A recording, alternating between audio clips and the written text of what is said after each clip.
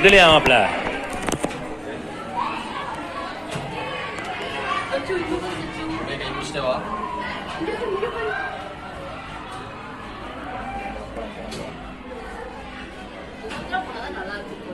ஓ இது மாதிரியா என்னடா வழி அக்கா இங்கிட்டு இருக்கு ஏ திவி வா தனியா போகாத அக்கா இங்க வந்துருக்கு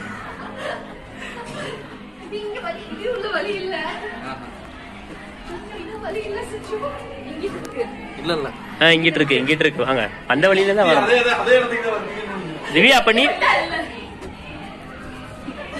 என்னங்கடா